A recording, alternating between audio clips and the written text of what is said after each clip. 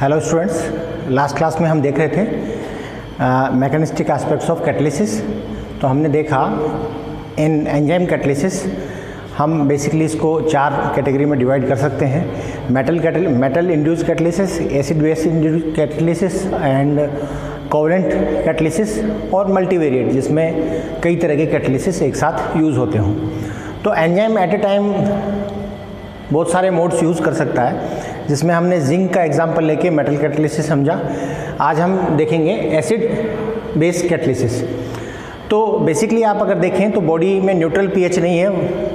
जो पीएच है बॉडी की वो organ to organ, part to part vary करती है। आप अगर हमारा फीडिंग सिस्टम, डाइजेस्टिव सिस्टम ही देखें तो स्टमक तक की पीएच जो है वो एसिडिक है, and then bile acid secrete हो जाता है लीवर में, लीवर से, तो वहाँ आपको पीएच जो मिलती है वो बेसिक मिलती है। तो दोनों में जो एंजाइम्स यूज़ आ रहे हैं, उन एंजाइम्स की भी एक्टिविटी उस एसिड और बेस के हिसाब से अलग अलग होगी। तो हमारे यहाँ बहुत सारे अमीनो एसिड्स ऐसे हैं जो इस एसिड बेस कैटलिसिस को इंड्यूस करते हैं। अब बात करें कि एसिड कैटलिसिस में क्या होगा या बेस कैटलिसिस में, तो जनरल डेफिनेशन से जो H+ डोनेट कर रहा है वो एसिड है, जो लॉन पेयर एक्सेप्ट कर रहा है वो एसिड है, जो OH- डोनेट कर रहा है या H+ एक्सेप्ट कर रहा है या लॉन पेयर डोनेट कर रहा है, वो सब क्या है, बेस। तो एसिड या बेस अगर होगा तो वो किस तरीके से इंड्यूस करता है, तो हम एक जनरल एग्जांपल जो है वो देखते हैं। जिंक वाले में भी हमने वो इस एग्जांपल को लिया है।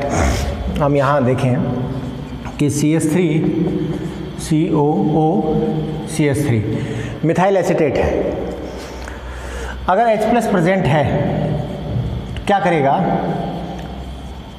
H+ ने क्या किया, H+ ने इस कार्बन को क्या बना दिया, इलेक्ट्रोपॉजिटिव बना दिया। क्यों? क्योंकि इस पे चार्ज क्या आता है, जैसे H+ आया इस पे पॉजिटिव चार्ज आया। आप इसको देखें इस तरीके से, पॉजिटिव चार्ज आया तो पॉजिटिवली चार्ज ऑक्सीजन, और वो भी डबली बॉन्डेड। तो जैसे जैसे हाइब्रिडेशन बढ़ता है में P का रोल आप देखें बढ़ता है। sp3 में जैसे P का परसेंटेज है 25%, अब यहाँ ये जैसे ही डबल बॉन्ड, यहाँ डबल बॉन्ड है तो sp2 है, sp2 हाइब्रिडेशन P कैरेक्टर ज़्यादा है, P कैरेक्टर ज़्यादा है तो इलेक्ट्रोनेगेटिविटी यहाँ पे इसकी ज़्यादा होगी। तो ये ऑक्सीजन हाईली इलेक्ट्रोनेगेटिव, और उस पर आ गया plus charge, positive charge.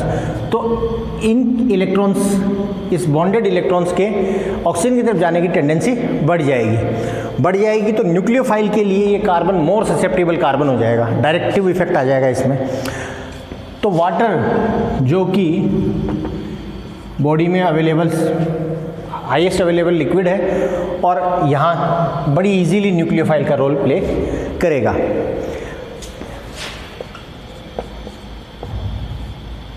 OH, CH3 and OH2+। आप यूँ लिखें प्लस। अब आप एक चीज़ देखें कि ये जो H है, ये एक्स्ट्रा H, जब एसिड ऐड हो सकता है एसिड रिमूव भी हो सकता है, ये रिमूव होता है। इट कैन माइग्रेट ऑल्सो, ये यहाँ माइग्रेट भी हो सकता है। Now OH, OCH3 and then H directly migrate नहीं हुआ है। H2O ने इसे एक्सेप्ट किया, H3O+ बना, ठीक है। H3O+ ने यहाँ अटैक किया, देन ये, तो ये स्पीसी, ये स्लो स्टेप। बट अब आप देखें इस CH3OH का रिमूवल जो है वो बहुत ईजी है। क्यों? क्योंकि नाउ ये बेटर लिविंग ग्रुप है, एक न्यूट्रल मॉइटी यहाँ से लीव कर रही है, आसानी से रिमूव होगा। क्या बचा आपके पास, OH, H रिमूव हो जाएगा, तो ये बना एसिटिक एसिड। हमने जिंक के तौर पे भी देखा था, अब हमने इसको एसिड के तौर पे देखा। अगर आप इसकी जगह बेस लें बेसिक मीडिया ले, तो बेसिक मीडिया ये ऑलवेज H2O के कंपैरिजन में ये बेटर न्यूक्लियोफाइल है, ये इजीली अटैक कर सकता है कीटो पे। तो ये वाला स्टेप बहुत इजी होगा। यहाँ O माइनस आएगा, यहाँ O माइनस आएगा, ये अटैक करेगा OH, यहाँ O माइनस आएगा, बेसिक मीडिया इजीली H को हटाएगा, ये वापस जब ग्रुप आएगा तो ये एलिमिनेट हो जाएगा। तो यहाँ बेस जो है वो एसिड से भी बेटर रोल प्ले कर रहा है बिकॉज ऑफ ये जब ये इनोल बनती है, ये इनोलिक टाइप इनोलिक नहीं कह सकते, जो ये OH यहाँ पे क्रिएट हुआ है, इस पे जो पॉजिटिव चार्ज यहाँ पार्शियल क्रिएशन हुआ है, जबकि ये फुल्ली कंप्लीटली नेगेटिव ऑक्सीजन जो है वो बहुत अच्छा न्यूक्लियोफाइल का रोल प्ले कर रहा है। ये तो न्यूक्लियोफाइल को अटैक करने वाली साइट क्रिएट कर रहा है, जबकि ये खुद क्या है, एक न्यूक्लियोफाइल है। तो ये रिएक्शन एसिड के कंपैरिजन में भी ज़्यादा फास्ट हो जाती है। हम एक एग्जांपल से और समझें इसको, एसिड बेस कैटलिसिस को। अगर ये पूरा प्रोसेस एसिड या बेस के बिना कराना होता, वाटर ही आपका न्यूक्लियोफाइल होता और कोई एसिड या बेस नहीं होता, तो इस रिएक्शन की फिजिबिलिटी देखो, ये अटैक करेगा, ऑक्सीजन पे जाएगा, फिर ये चार्ज इस पे माइग्रेट करेगा, देन इस पे H का आना without help of any acid, इसका H प्लस, इस पे H प्लस का अटैचमेंट इम्पॉसिबल है। ये अगर मेथॉक्साइड की फॉर्म में निकलेगा तो मेथॉक्साइड एक अच्छा लिविंग ग्रुप नहीं है अगर मीडिया न्यूट्रल है तो इन सब कंडीशंस को अगर हम देखें तो रिएक्शन बहुत स्लो है, उसका हर स्टेप ही स्लो है। But in presence of acid और बेस इसकी कुछ स्टेप्स क्या हो जाती हैं, एक्सटेंसिवली फास्ट हो जाती हैं।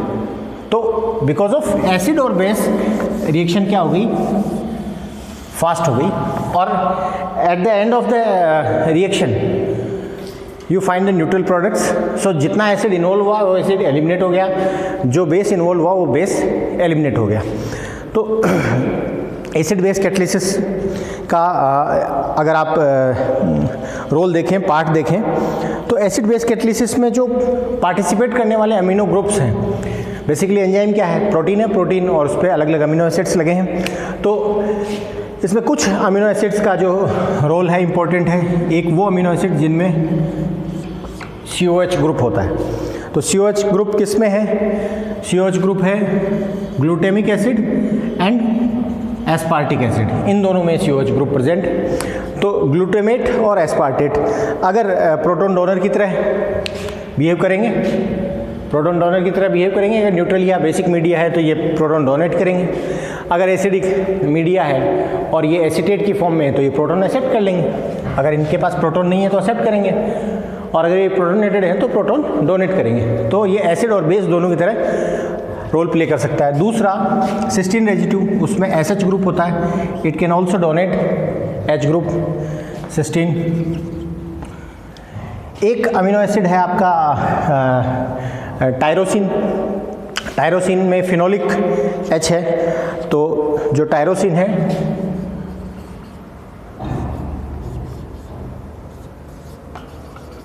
सेरीन रेजिड्यू, सेरीन में CH2OH ग्रुप है, तो ये H डोनेट कर सकते हैं। और एक बहुत अच्छा जो रेजिड्यू है दैट इज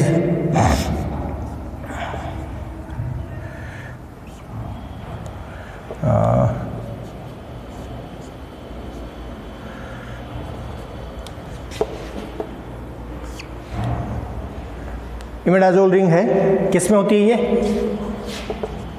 हिस्टीडीन में। ये H डोनेट कर दे, ये एक H एक्सेप्ट कर ले, तो इसके पास विदाउट H, सिंगल H और विद 2 हाइड्रोजन्स, इसके पास 3 प्रोटोनेटेड स्टेट्स हैं।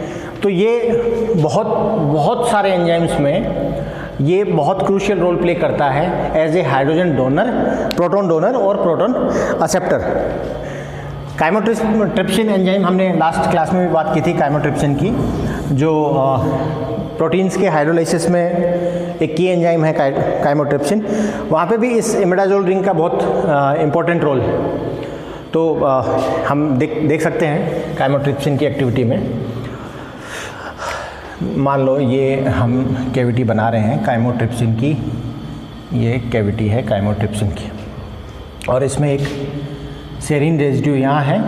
तो सेरीन रेजिड्यू है तो अभी मैंने बताया था कि यहाँ क्या है, OH प्रेजेंट है। दूसरा, इसमें एक हिस्टिडीन रेजिड्यू है, यहाँ हिस्टिडीन यहाँ लगा है। तो चूँकि हिस्टिडीन लगा है तो इसको इस तरीके से लिख सकते हैं हम, N और ये डबल बॉन्डेड, ये NH। इसको कैसे बनाया,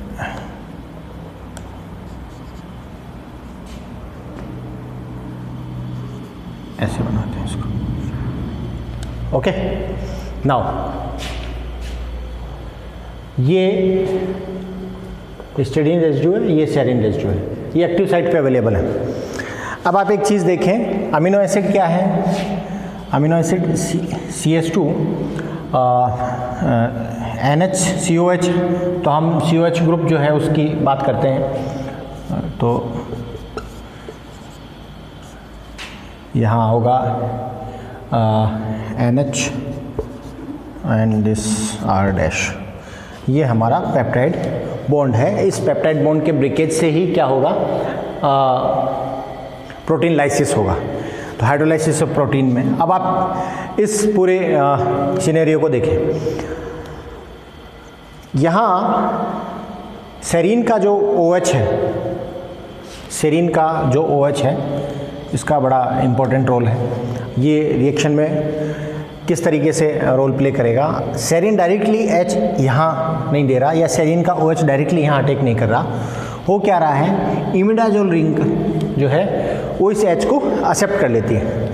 जैसे ये इस H को एक्सेप्ट करेगी, ये जो ऑक्सीजन है इस पे ये दोनों इलेक्ट्रॉन कहाँ जाएंगे, यहाँ, ये H+ को ले जाएगी, दोनों इलेक्ट्रॉन यहाँ जाएंगे, तो ये हो गया more nucleophilic, it can attack easily on CO।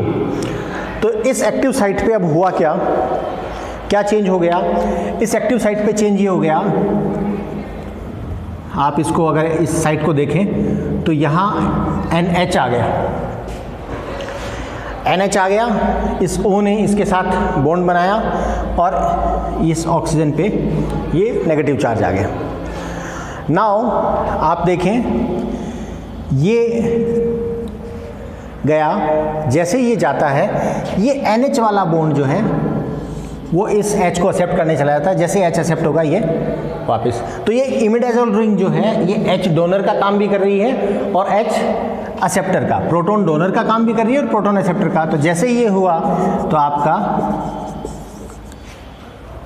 ये जो आपका पेप्टाइड बॉन्ड था जिसको आप NHCO बॉन्ड, ये बॉन्ड का ब्रेकेज हो गया, ये बॉन्ड ब्रेक हो गया, और इधर से आपका ये ग्रुप एलिमिनेट हो गया। और इस तरफ कैविटी में अगर मैं सेरीन वाली कैविटी बनाऊं, CH2O COR, ये रह गया। नाउ अब यहाँ देखें तो हमने एक टाइप और पढ़ना है जिसको बोलते हैं हम कोवलेंट कैटालिसिस। तो यहाँ जो इस सबस्ट्रेट के या जो प्रोडक्ट ओरिएंटेड सबस्ट्रेट है उस सबस्ट्रेट के और इस सेरीन के बीच में क्या बन गया है, कोवलेंट बॉन्ड बन गया है। तो एसिड बेस कैटालिसिस को आप अगर गौर से देखें, एसिड बेस कैटालिसिस को, तो एसिड बेस कैटालिसिस को परफॉर्म करने वाले जो अमीनो एसिड्स हैं उसमें इंपॉर्टेंट अमीनो एसिड है हिस्टिडीन रेजिड्यू, दूसरा है एस्पार्टिक एसिड, ग्लूटामिक एसिड, और दो हैं हमारे जिनमें हाइड्रोक्सिल ग्रुप प्रेजेंट है, एक हो गया टायरोसिन और एक अमीनो एसिड हो गया आपका सेरीन। इसके अलावा सम टाइम्स जो सिस्टीन है जिसके पास SH है, इलेक्ट्रोनेगेटिव एटम है सल्फर, और उसके साथ हाइड्रोजन अटैच्ड है, तो वो भी H को डोनेट कर सकता है, प्रोटॉन डोनेट कर सकता है और प्रोटॉन को एक्सेप्ट कर सकता है। ओके, सो ये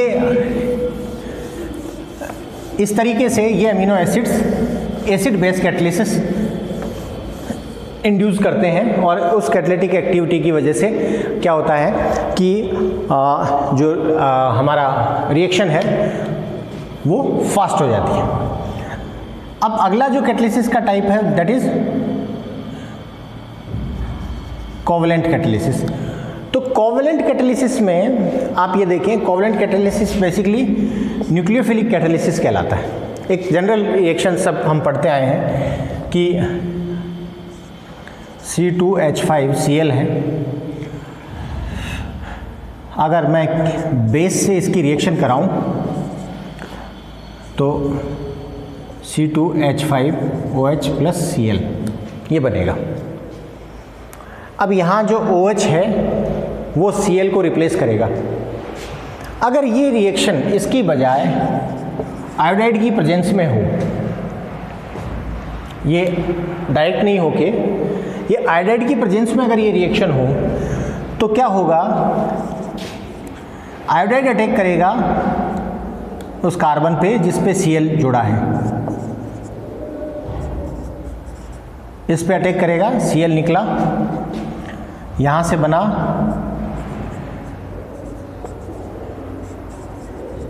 एंड देन OH अटैक करेगा और फिर आपका बनेगा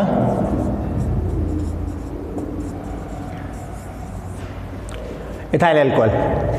की रिएक्शन 2 स्टेप में हुई, लेकिन आप एक चीज़ देखें, जो क्लोराइड, जो यहाँ क्लोराइड एलिमिनेट हो रहा है, क्लोराइड बहुत अच्छा लिविंग ग्रुप नहीं है इन कंपैरिजन टू आयोडाइड।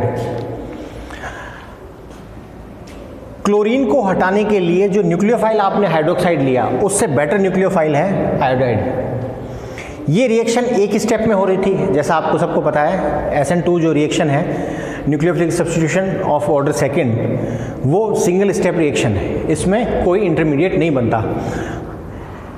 तो ये हमने एक बीच में इंटरमीडिएट बना लिया है। रिएक्शन एक की बजाय 2 स्टेप में हो रही है, बट इसके कंपैरिजन में ये रिएक्शन 1000 टाइम ज़्यादा फास्ट है। 2 स्टेप में होने के बाद भी 1000 टाइम ज़्यादा फास्ट है। रीज़न, अटैक करने वाली स्पीसी, रिएक्शन को इनिशिएट करने वाला न्यूक्लियोफाइल इसके कंपैरिजन में स्ट्रॉन्ग है। सेकंड स्टेप में रिमूव होने वाला जो लिविंग ग्रुप है वो इसके कंपैरिजन में, OH के कंपैरिजन में, सॉरी Cl- के कंपैरिजन में बेटर लिविंग ग्रुप है, हायर स्टेबिलिटी वाला लिविंग ग्रुप है। तो जो आपका प्रोडक्ट जो बनेगा वो प्रोडक्ट 2 कोवैलेंट बॉन्ड बने, एक ये बना, एक कोवैलेंट बॉन्ड टूटा, एक बना, फिर एक टूटा और एक बना। यहाँ 2 बार कोवैलेंट बॉन्ड फॉर्मेशन हुआ है, 2 बॉन्ड ब्रेकिंग हुई है, 2 बॉन्ड फॉर्मेशन, यहाँ 1 बॉन्ड ब्रेकिंग हुई है, 1 बॉन्ड फॉर्मेशन हुआ, बट रिएक्शन क्या है, बहुत स्लो है। तो आपने क्या किया, आपने एक न्यूक्लियोफाइल को इंड्यूस करके आपने रिएक्शन की रेट को इम्प्रूव कर दिया। वो न्यूक्लियोफाइल आपको लास्ट में वापस मिल गया, आपका डिजायर्ड प्रोडक्ट मिल गया। इस रिएक्शन को अगर आप लिखें एक्सक्लूड करके, तो जो भी बीच में बना है वो सब क्या है, एक बार प्रोडक्ट है और दूसरी बार रिएक्टेंट है। तो अगर आप बैलेंस रिएक्शन लिखेंगे तो उसका प्रोडक्ट यही है, I- ऊपर लिखा जाएगा, वो क्या है, कैटलिस्ट। जितना रिएक्शन में यूज़ हुआ उतना रिएक्शन में एलिमिनेट हो गया। तो आप इस रिएक्शन को अगर समझें, इस रिएक्शन को अगर देखें, तो एक न्यूक्लियोफाइल की प्रेजेंस में due to formation of covalent bonds, है ना, you can get higher yield in lesser time. तो this kind of catalysis is under the category of covalent catalysis.